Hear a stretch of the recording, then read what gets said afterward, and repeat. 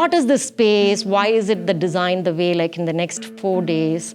So our invitation to you is that it's genuinely a space that we are co-shaping, where we are seeing if we can seed a community essentially, with the complete understanding that we can only seed it, but community is birthed by the conversations that happens amongst all of us here, as how we can, nurture the trust, how we can do things together that will kind of make it happen.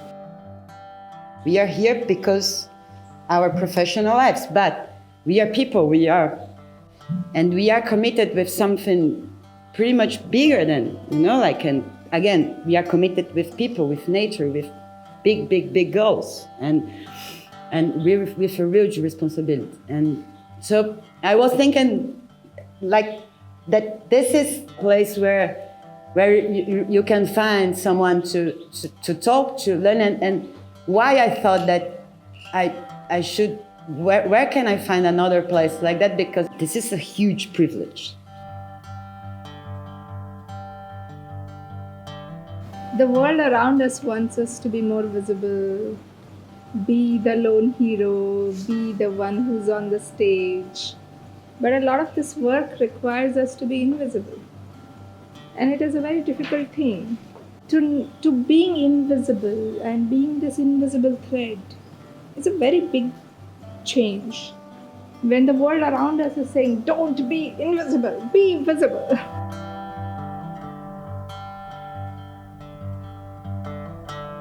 There was this moment of really opening up and being listened to. And for me, especially, I'm in a crisis of being a female leader. I think there's a whole layer of complexity to the discussion of leadership, being a woman as a leader. How do you handle the crisis or a difficult situation? I think it's also about how do you handle everyday decisions. How do you handle and how are you consistent with the decisions you make, and sometimes small moments that might seem small keep holding and keep troubling you for a long time. Helped me see how we all have different missions here, but actually we're all the core problem was almost the same for every single organization if you really broke it down, which was about the collaboration and partnership and how do we break through the wonderful progress all of these organizations make in collaborating, but it was like that. How do we really take it to the next level? And dealing with ego and minds, like all of these challenges. It's really refreshing to see, normally co-founders and other things, we always, normally the age is same or the background is same or something, but being able to connect with somebody on a mission who is so far away from age and, life experiences, what I thought was really beautiful in that.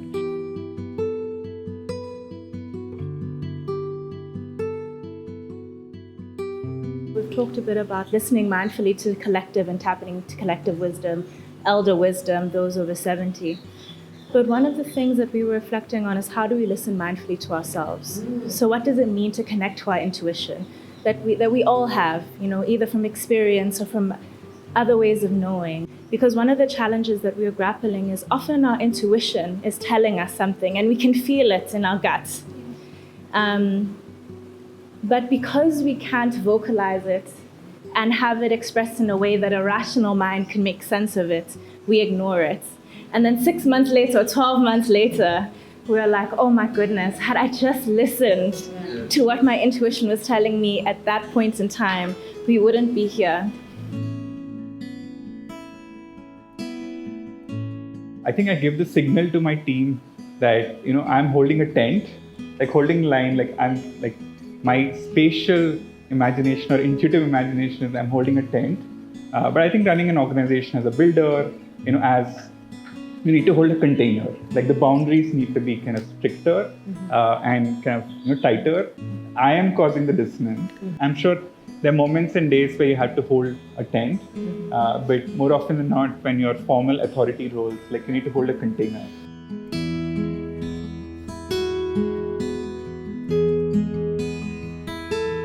The conversation we have is that we negotiate all the time, including ourselves, including with our expectations of what should be, and how do we have these negotiations? Is negotiation are we compromising our values? Are we negotiating with our expectations and the reality that we are in front of us? Because if we pursue the values as strongly and that drives us so much, how do we deal with the frustration that what we aspire is not ahead of us?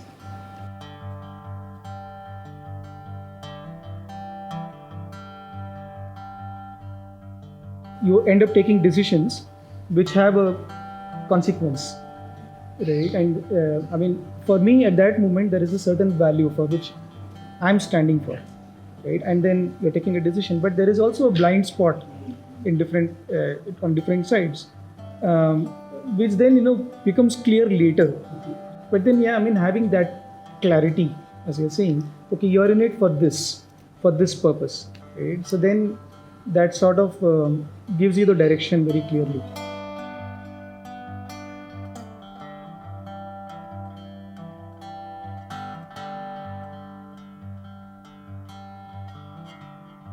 The world is changing so fast that the only I find certainty is uncertainty.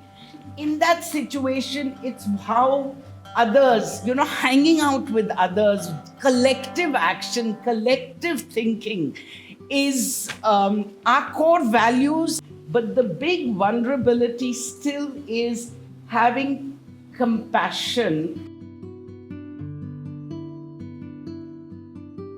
Dwelling in discomfort. And I think it's a hard thing to do, which we don't do enough for various reasons, right? But it also comes at a certain kind of a cost, right? Because when we do listen to ourselves, and when it doesn't go the way it should have gone, then what? Tudo que aconteceu durante o dia. Every night when I go to the room, I try to reflect about what happened in the entire day. E ontem eu pensei muito sobre a minha posição aqui e o quanto era diferente o meu lugar do lugar de vocês. He was thinking about his position and how it's so different here, how it's so different. E eu fiquei pensando como que essa discussão que nós estamos tendo aqui precisa ser fortalecida no Brasil e mais entendida pelo governo. So he was thinking about how the discussions that we are having here could be, these conversations need to happen in Brazil as well, and how can we sort of make that happen with the government. Então, a minha conclusão é que eu fiquei de ontem é que a gente precisa fortalecer mais ainda esses sistemas colaborativos. So the insight, or rather the understanding that came to him was that we collectively need to sort of improve these systems of collaboration. Every time I talk to each one of you here, I found you to be so knowledgeable about not only what you do so deep, the deep work that you do, but also very eclectic sense of sort of figuring out the world.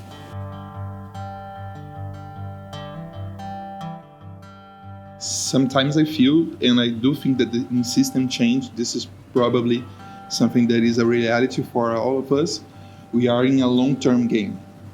So probably what it's the effect that I want to achieve, I will achieve in 1 century. And this is something that it's sometimes terrible to deal with, and sometimes it's like to navigate in uncertainty waters. And I do think that this is the right place to learn how to deal with this kind of long-term game. That this is not something easy, this is not something that we can be sure about, but we can do sort of